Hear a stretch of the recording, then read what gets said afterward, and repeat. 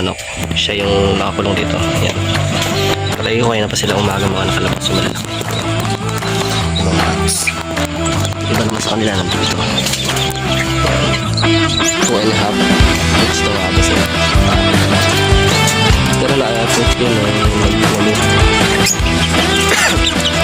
Isa kasi wala naman. Short time.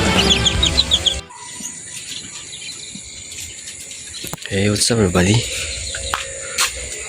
Umaga ngayon, 7:30 AM.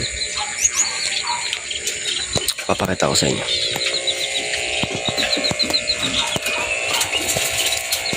Pansin nyo, ito yung colony ko. Pero isa na lang ako natira.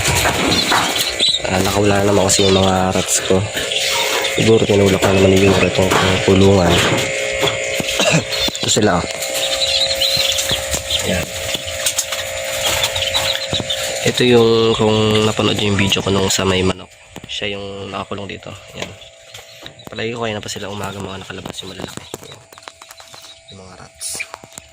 Iba naman sa kanila nandito. Ayan. Pero sabi ko nga, nabanggit ko na yata na lagi talaga sila nakakawala. Pero hindi naman sila umaalis. Kasi dito sila kumakain eh. Kaya yan, dito lang din talaga sila. So yun, update ko na kayo dun sa may kalapati natin. Pero hulihin ko muna itong mga to. Babalik ko sila dun.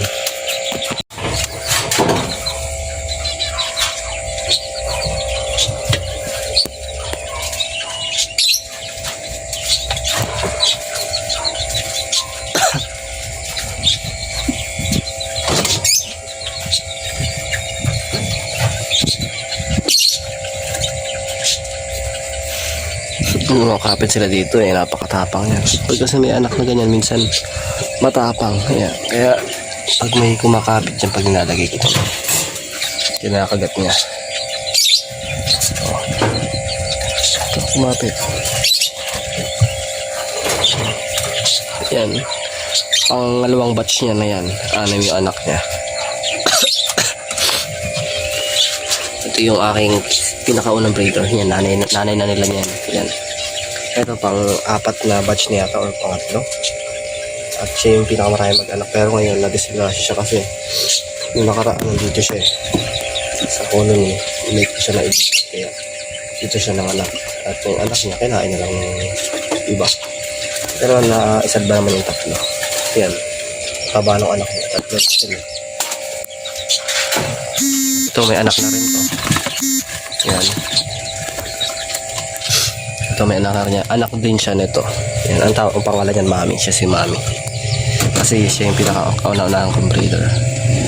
Ito yung isa rin niyang anak. Sa anak niya kasi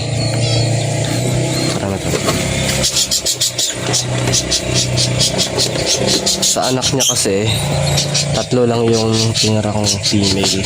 Ayan. Sila yung mga naging breeder ko. Yan. Kasi yung anak niya kaunti mag-anak. Kaya nito 6 lang din yata anak na to. Ay 7. Ayan. Oh, malalaglag pa. Ay nako. Ayan. Mga sabit lumabas. Ito 7 rin yung anak niya. 7. Ito 6. Pero yung nanay nila kung mag-anak yan 12. Tapos yung isang anak niya kasi 3 sila diba? Ito siya kaya. Ayun. Pinakamuban na. Yung mga anak na. Tapos ito, inaantay ko pa to pero hindi niya to anak. Inaantay ko lang siyang magbuntis. Ito may anak din to. Ito marami anak to kaso basal kasi siya. First time niya mag-anak. Kaya parang 7 rin yata anak niya. Naging 3 na lang. At yung ating kalapate. Tingnan natin. Ay, mga gutom na. Ito na yung mga inakay natin. Ayan, checkered. Tsaka yung blue bar. Bilis na lumaki. Parang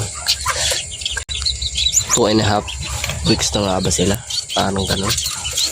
Pero na-upload ko yun nung namisayan eh. Ayan. Tapos dito sa ating pure white. Ayan, isa lang yung isa. Yung isa kasi bugok wala naman, hindi fertile. Yan. Tapos update ko na rin kayo doon sa Serama chicken natin. So ito na yung ating Serama, yung last na napisa, yung tatlo pa namatay isa, parang nabanggit ko yun. So yan yung mga sisiyo, yan mga Serama natin, parang naisipon na naman siya, pero hindi sila show type, pet type lang yan. Then ito yung aking mga unang batch, yan, laki na nila, mabara ko na yun, tumitakap na rin. Yan, ito sa inyo. Yan, isa nating Serama. Hindi pa sila natitrain eh. Pero soon titrain ko rin sila na tumayo ng matigas.